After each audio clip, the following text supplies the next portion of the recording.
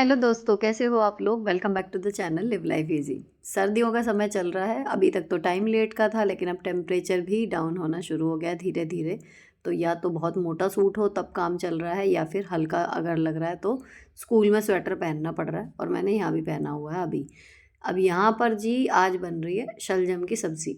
तो आज मेरा इरादा नहीं था एक्चुअली व्लॉग शूट करने का। तो अभी मैं ना स्कूल से आके पहले थोड़ा सा बच्चों को देखा था, पढ़ाई का क्या चल रहा है इनका। इनकी ऑनलाइन क्लासेस चल रही हैं बिकॉज ऑफ प्रदूषण और स्मॉग जो चल रहा है दिल्ली और एनसीआर के इलाकों में, उसकी वजह से। और फिर मैं चाह रही थी कि सब्ज़ी लेने जो है मैं अपने हस्बैंड के साथ खुद भी जाऊं।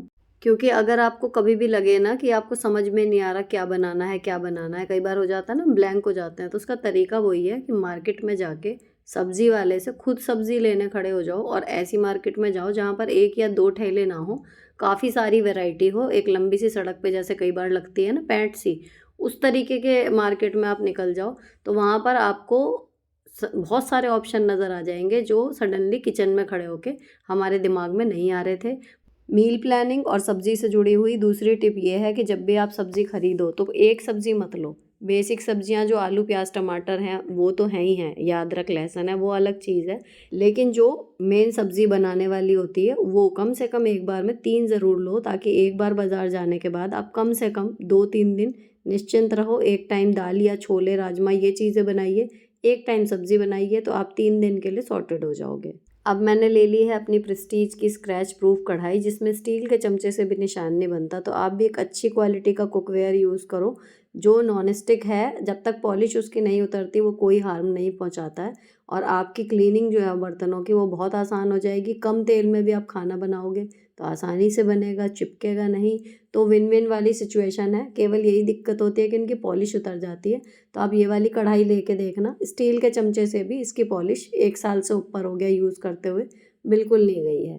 इसका लिंक आपको डिस्क्रिप्शन में मिल जाएगा। अब चलते हैं अगले टिप की तरफ जो हमारा जुड़ा हुआ है जितनी भी चॉपिंग वाली चीज़ें होती हैं, चाहे वो ये लकड़ी का बोर्ड हो, इसको तो वुडन है इसलिए धो के रखना है। बाकी जितनी भी धार वाली चीज़ होती हैं, चाकू, मिक्सर ग्राइंडर, चॉपर का ब्लेड, कद्दूकस, जितनी भी, इन सबको आप तुरंत धो के रखो। केवल पानी से भी धो के रख दीजिए, उतना पर्याप्त है अगर साबुन का टाइम नहीं है। लेकिन ऐसा करने से आप लॉन्ग टर्म में देखोगे कि इनकी धार बहुत लंबे समय तक बिल्कुल सही रहेगी, आपका साथ ये लंबे समय तक निभाएंगे।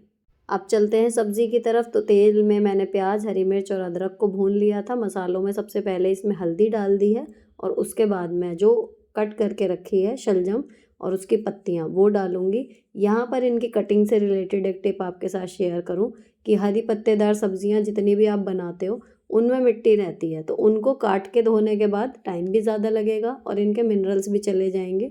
लेकिन अगर हम इन्हें पहले धो लें, साबुत पत्तियों को एक बड़े भगोने में पानी लीजिए, उसमें बढ़िया से डिप करके थोरोली उन्हें वॉश करिए और 2-3 बार पानी बदल लीजिए। पानी तो उतना ही लगेगा, 3 बार काट के भी मैं धोती थी तब भी 3 ही बार धोती थी। लेकिन आपका जो टाइम है वो आप बिलीव करो कि आपका 25% टाइम लगेगा। काट के धोने के बाद वो छोटे छोटे टुकड़े देर लगती है उन्हें बटोरने में, और मिनरल्स का भी नुकसान हो रहा है। तो इससे ये दोनों तरफ विन विन सिचुएशन है कि आप पहले पत्तियों को बिना काटे, पूरी बड़ी पत्तियां जैसे बाल्टी में कपड़े धोते हैं ना, डुबो के अच्छे से धो लो और उसके बाद फिर उसे कट करो, तो आपका बहुत टाइम सेव हो जाएगा। अब सारे मसाले मिल चुके हैं तो फिर मैंने इसे पकने के लिए ढक के रख दिया। ये ग्लास वाला लिड इसके साथ ही आता है। और अब पूरी बन गई थी ये। तो मूली की भुजिया जैसे बनाते हैं ना, बिल्कुल सेम उसी तरीके से आपको इसको भूनना है, शलजम को गलाना है। बहुत यम्मी बनी थी। लेकिन ये खाने के बाद की क्लिप है, क्योंकि मुझे वीडियो शूट करना था, मेरा दिमाग वहाँ भी चल रहा था। और मेरे हस्बैंड ने जब एंड में इसको भूना है और मैंने रोटियाँ सेकी थी, तो हम लोग दोनों ही शूट करना भूल ही गए कि एक्चुअल में फ़ाइनल लुक जब सब्ज़ी का आया था वो। अब मैं यहाँ पे जो है डायरी में आपके जो क्वेश्चंस आते हैं आओ बहन बातें करे वाले चैनल पर, उनको मैं मिनिमाइज़ करके लिख लेती हूँ, कोडेड कहना चाहिए भाषा में, जिससे मुझे समझ में आ जाता है कि मैंने, क्योंकि वो कमेंट जो है वो पढ़ लिया होता है। अब मैं यहाँ पर करती हूँ वीडियो शूट, और वीडियो शूट करने के बाद उसका एडिटिंग का काम मेरे हस्बैंड संभाल लेते हैं। अब यहाँ मेरी जो शूट का काम है वो ख़त्म हो गया लगभग 1 घंटे में, और अब बजे हैं 9:30।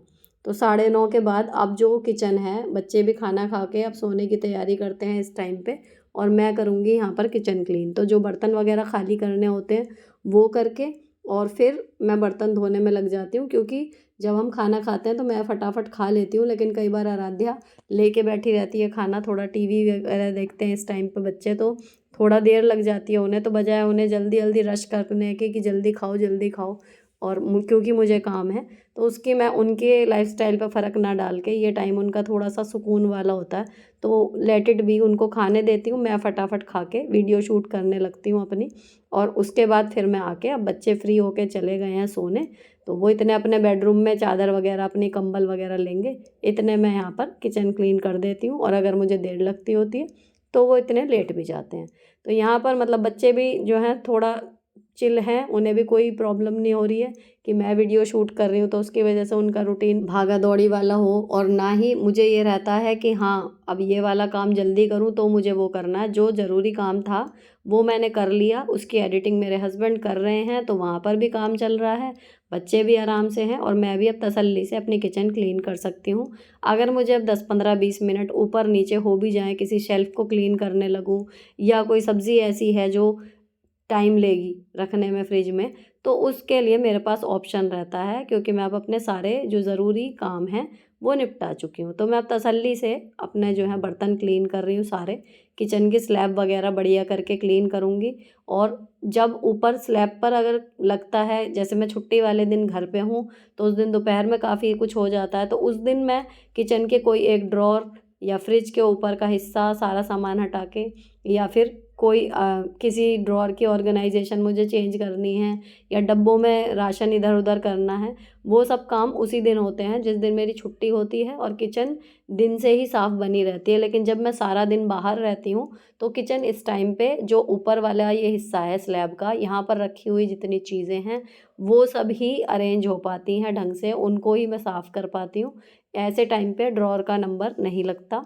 और जो कपड़े हैं, जैसे मैं ये पिंक वाले रुमाल से साफ़ कर रही हूँ ये सब, इसमें मैं इसीलिए हमेशा कहती हूँ कि बिज़ीनेस रोज़ की रहेगी, थके हुए आप रोज़ रहोगे, एक दिन छोड़ोगे तो वो दूसरे तीसरे चौथे दिन छूटता चला जाएगा और ये कपड़ा बहुत गंदा हो जाता है। इसीलिए मैंने आपको जो सिंक वाले टिप शेयर किए थे उसमें यही ज़ोर दिया था बार बार कि आप और कोई कपड़ा अगर नहीं भी धो पा रहे, लेकिन जिससे स्लैब साफ़ कर रहे हो, उस कपड़े को आप डेली साबुन से धोते रहो, और उसके लिए साबुन आपको सिंक पे ही रखना है।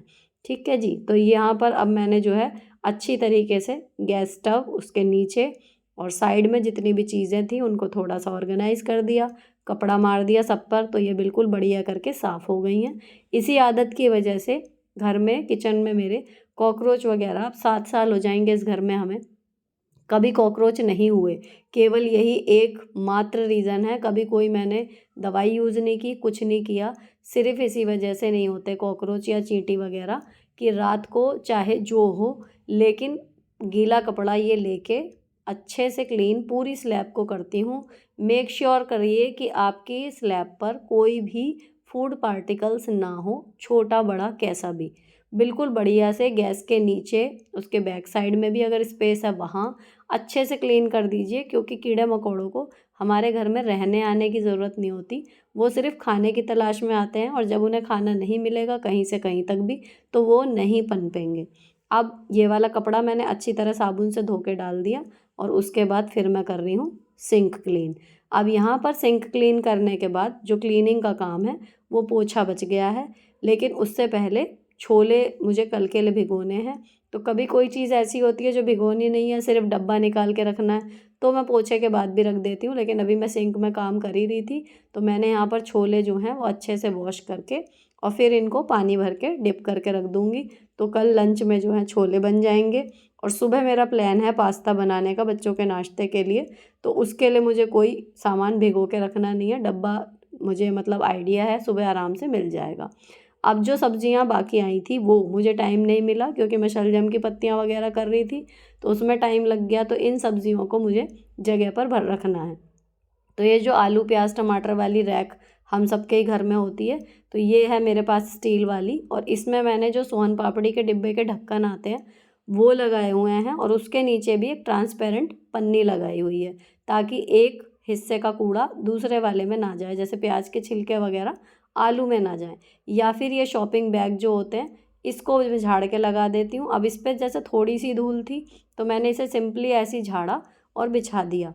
अगर मुझे कभी लगता है कि कोई आलू हल्का बहुत गल गया या इस पे निशान बन गया है कुछ, तो तब मैं इसे निकाल के आराम से साबुन से वॉश कर देती हूँ, just like any normal cloth. अब उसके बाद ना बिल्कुल साफ़ हो जाता है। तो एक शॉपिंग बैग आपका काफ़ी टाइम तक चल जाएगा और कोई आपका इसमें खर्चा नहीं होना, और आपके जो आलू हैं वो बिल्कुल साफ़, सूखे और सही बने रहते हैं। बहुत कभी कभी होता है कि फ्रिज के पास रखा है तो गर्मी से कोई आलू ख़राब हो गया।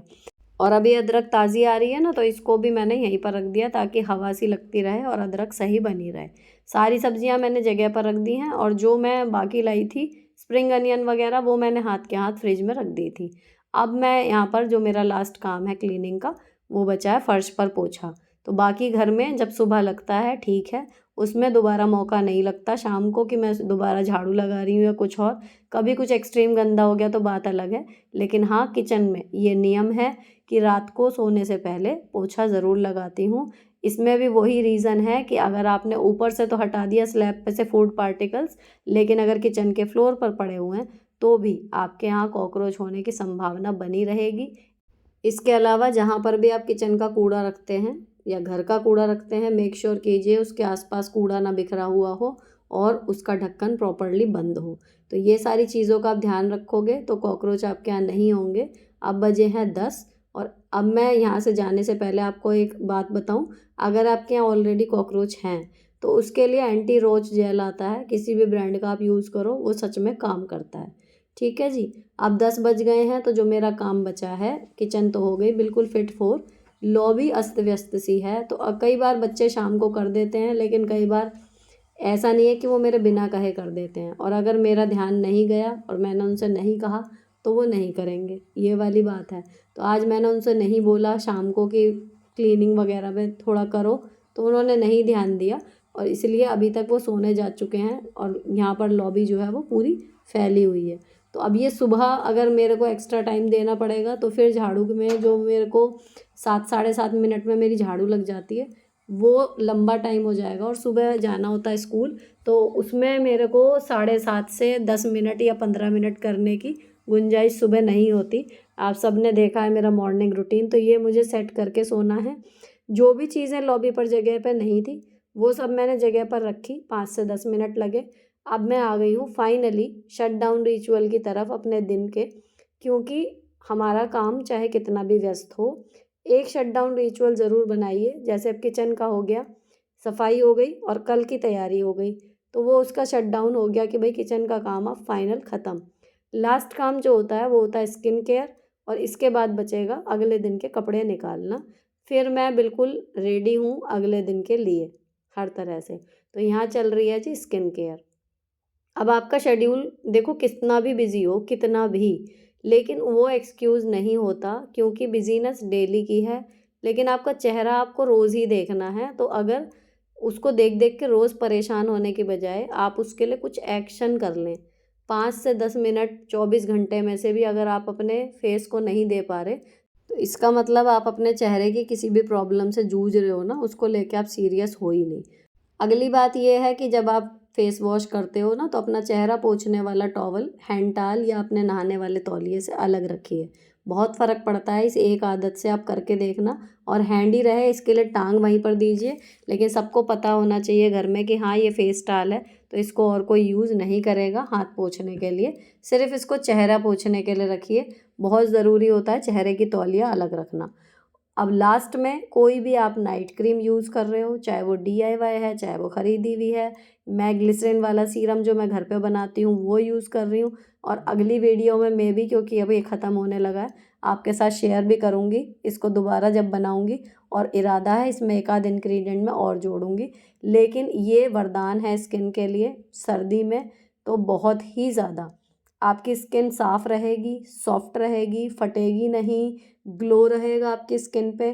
तो सारी प्रॉब्लम्स ये जो बिल्कुल है ना सॉर्ट कर देती है। और आपको कोई महंगा मॉइस्चराइज़र ख़रीदने की ज़रूरत नहीं है बाज़ार से, ना ही कोई महंगी नाइट क्रीम। ये आपका सारा काम कर देता है ग्लिसरीन वाला सीरम। इसका मेकिंग वीडियो मेरे दूसरे चैनल पर है। और इसके बाद आपको 5 मिनट के लिए अपनी स्किन की टैपिंग करनी है, तो जो ब्लड सर्कुलेशन है वो इम्प्रूव हो जाएगा। इस रिचुअल को कि रात को फेस धोना, ग्लिसरीन वाला सीरम लगाना और ये टैपिंग, सारे काम में 10 मिनट लगते हैं, लेकिन ये मैं एथिकली फ़ॉलो करती हूँ। और यकीन मानिए कि पहले कहीं शादी वगैरह में जाते थे ना, या घर में कोई शादी है तो प्रॉपर मैं फेशियल करती थी घर पे, और अगर मैं ना करूँ तो मेरा फेस शादी के लायक लगता ही नहीं था। लेकिन जब से ये रिचुअल शुरू किया है रात के स्किन केयर का, मुझे कभी भी ऐसी इमरजेंसी नहीं पड़ती कि हाँ मैंने फेशियल नहीं किया तो मेरी स्किन ठीक नहीं है, या मैंने ब्लीच नहीं की तो मेरी स्किन अच्छी नहीं लग रही। प्रेजेंटेबल रहती है। डेली में ही आपने देखा है स्कूल से आके कितनी बार मैं शूट करती हूँ और आपके कमेंट भी आते हैं कि आपकी स्किन कितनी ग्लोई लग रही है थके होने के बावजूद भी। तो ये ज़रूर ट्राई करना। और अब देखो अभी 10-20 हुए भी नहीं है, मैंने कहा था ना 20-1 मिनट ही लगेंगे, वही लगते हैं। अब मैं ऊपर आ गई थी। अब ये इतना हैवी सूट मैंने क्यों निकाला है, एक्चुअली मुझे कल इसका शूट करना है आपको दिखाने के लिए, जो प्रीमियम वुलन कुर्ता सेट मैं आपसे बात कर रही थी, शॉर्ट और रील के ज़रिए मैंने शेयर भी किए थे। तो ये ना इतनी अच्छी क्वालिटी में आया था और पिछली साल ये स्टॉक आउट हो गया था, तो मैंने अब सोचा कि मैं इसकी दोबारा वीडियो बनाऊंगी। तो कल या तो सुबह अगर मुझे समय मिला या फिर स्कूल से आते ही इसकी वीडियो बनाने का प्लान है, इसलिए मैंने इसको निकाल लिया। तो ये इस टाइम पे जब मैंने लिया था तो ये 1100 कुछ का था, और अब इसी कपड़े के मुझे दोबारा मिल गए थे, तो मैंने बिल्कुल देर नहीं की और एक सच्चे दोस्त होने के नाते तुरंत उसकी फ़ोटो वीडियो लिंक बना के आपके साथ शेयर कर दी थी, ताकि जिसको भी लगे मन करे ये वाला सूट पिछले साल का जिसे याद हो वो ख़रीद ले। कपड़ा इसका वेलवेट है, लेकिन इतना ज़्यादा सॉफ्ट है, जो आपने देखा होगा ना रफ सा वेलवेट मिलता है, ये वो बिल्कुल भी नहीं है और बहुत स्ट्रेचेबल है। कढ़ाई की जो क्वालिटी है वो बहुत अच्छी है। तो मैंने इसके डिस्क्रिप्शन में भी डाल दिया इसके सिमिलर सूट जो अवेलेबल हैं, आप चाहो तो वहाँ से देख लेना। तो यहाँ पर मेरे अगले दिन के कपड़े निकल गए, मेरा ये काम ख़त्म। इसके बाद मैं कर सकती हूँ एडिटिंग और उसके बाद फिर आराम से सोने जाएंगे। अब जो मैंने मैक्सी पहनी हुई थी ना, ये उन्हीं वुलन नाइटी में से है जिसका मैंने हॉल आपके साथ शेयर किया था। इसका भी लिंक आपको मिल जाएगा, अगर चाहो तो देख लेना। ये लगभग 550 रुपये की पड़ी थी, बहुत गर्म है। अब यहाँ पर ये व्लॉग ख़त्म होता है। अच्छा लगा हो तो चैनल को सब्सक्राइब किए बिना मत जाना। मिलती हूँ आपसे नेक्स्ट वीडियो में। Till then bye bye, stay beautiful always. मेरी जितनी भी शॉपिंग होती है उसकी लेटेस्ट अपडेट के लिए और मेरे अपकमिंग लाइव सेशंस के लिए, अगर आपने अभी तक मुझे इंस्टाग्राम पर ज्वाइन नहीं किया है तो वहाँ पर प्लीज़ आप मुझे इंस्टाग्राम पर ज्वाइन कर लीजिए। ज्वाइनिंग करने के लिए इंस्टाग्राम हैंडल जो है वो आपको मिल जाएगा इस वीडियो के पिंड कमेंट में। और अगर आप आओ बहन बातें करें चैनल तक अब तक नहीं पहुँचे हैं, जहाँ पर आपकी पर्सनल प्रॉब्लम, आपकी रियल लाइफ स्टोरीज़ शेयर की जाती हैं और उनके सोल्यूशन डिस्कस किए जाते हैं, सभी को बहुत पसंद आ रहा है वो चैनल। अगर आप वहाँ पर अभी तक नहीं आए हैं तो वहाँ पर भी आप मुझे ज्वाइन कर सकते हो।